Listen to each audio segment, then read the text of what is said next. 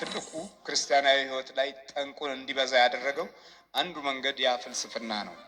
ከባዕድ ዓለም መጥቶ ተጭኖ ትውልዱ እንደ አዲስ የህይወት መርሆ አድርጎ ስር ነቀል አለና የቤተ ክርስቲያንን መንፈሳዊ ጉዞና ክርስቲያኖችን በሙሉ ስር ነቀል አደረጋቸው።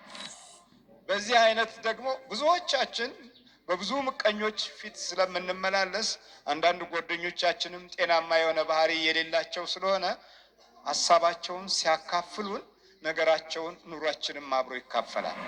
እናዛጋለን፣ እናኮርፋለን። አንዳንድ ሰዎች እንደውም የጸለዩ ጊዜ ቤቱን ያምሱታል።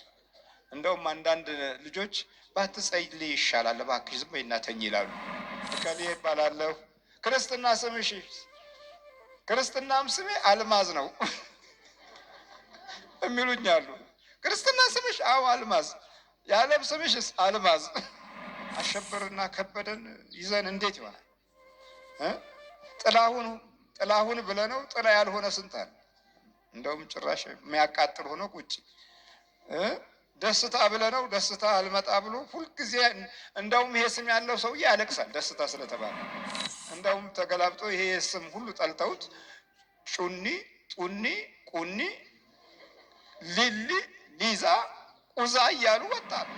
አሁን ለማስታረቅ መምሪያ አሸብርን ወደ ተጣሉበት ወስዷቸው ከስማቸው ጋር የሚፋለመው ኃይል አሸብሮ ነው የሚመለሰው።